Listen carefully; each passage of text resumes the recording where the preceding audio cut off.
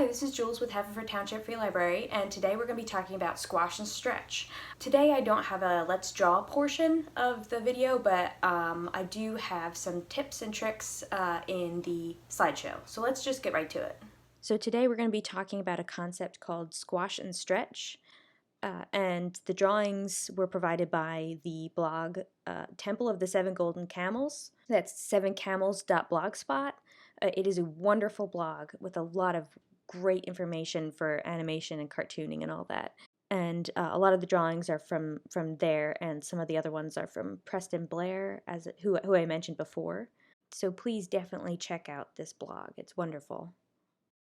The idea of squash and stretch is one of the most important in animation or cartooning, and again, it's an example of a principle that they teach often in animation and cartooning and comic drawing, but also is applicable to any kind of drawing, really, because the idea is that it gives the illusion of life to your drawing and makes your drawing seem like it's a real physical form in real life.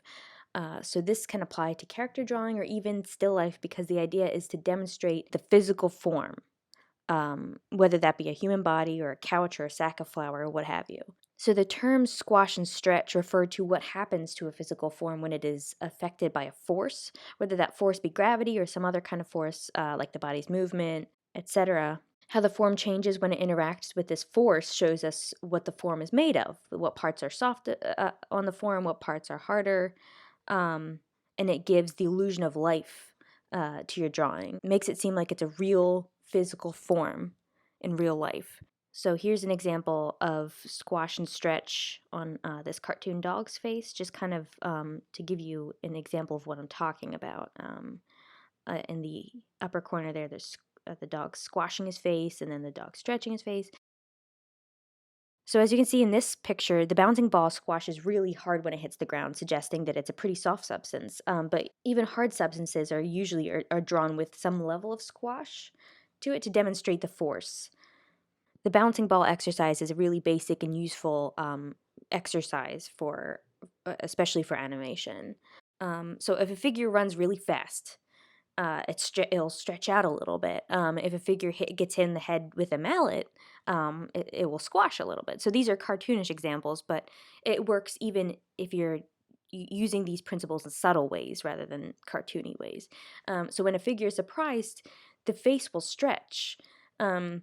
If the figure is disgusted or angry, often the face gets squashed. And when you eat your food, your face goes squash, stretch, squash, stretch. When you bend over to touch your toes, your stomach squashes and your back stretches. So squash and stretch are always at work in real life, not just in cartoons. So here's a character shooting a basketball. They go from a squash position there to a stretch position. You can use this even when you want to emphasize attitude in a character. So if the character is sad, like here, they can sit and you can draw them with some extra squash so it seems like gravity's pushing on them and it makes them seem even sadder. And then when they get happy again for whatever reason, have an idea or something, you might draw them with some extra stretch for a minute. It's a really good demonstration there. The same kind of thing can be done with a face as well. As I said before, it doesn't just have to be a cartoony principle. It can be done in more subtle ways, especially with changing emotion.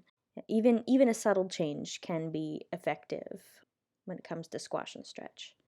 There's also another thing that's important to note, that however much squash and stretch you give your figure in your drawing, keep it also bound by real physical structure to an extent. So even though you might want to make the whole face squash and stretch, that's actually not a good idea. The oval containing the eyes shouldn't squash or stretch too dramatically because that part of the face is the skull. So if you look at this dog's face, this cartoon, his mouth is kind of like a separate shape from his skull. The skull, no matter how much the mouth oval squashes and stretches, the skull doesn't really do that. The skull will kind of remain its own shape. And the reason for this is because it will help give the illusion of life to your character. Yeah, so it will make your drawing better if you realize what parts of the drawing actually should be squashing and stretching and which parts of the drawing don't really squash or stretch that much at all, because again, that will give the illusion of life to your drawings.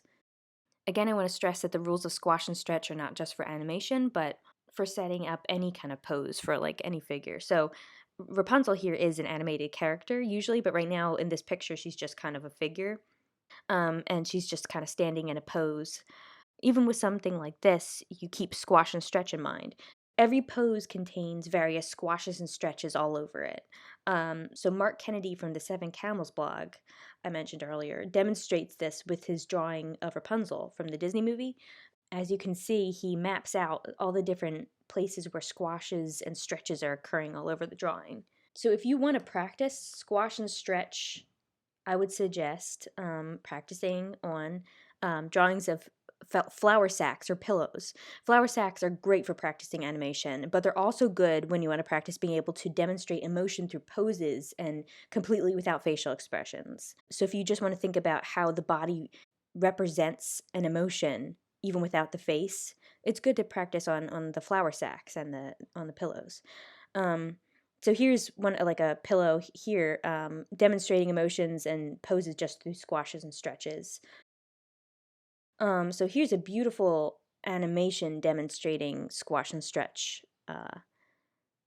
The animator is Aaron Aox. There's a link there. It's a beautiful animation. Look at that.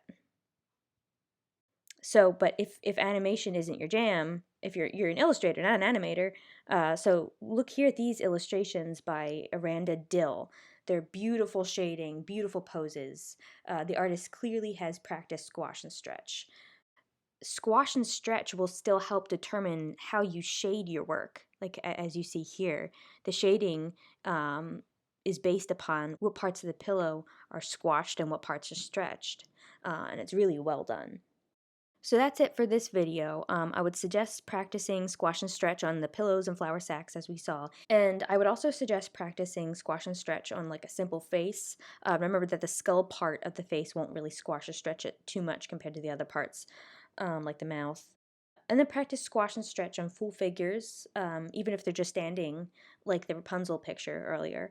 Or if you're demonstrating a change in motion like that guy that was sitting sadly in that earlier picture.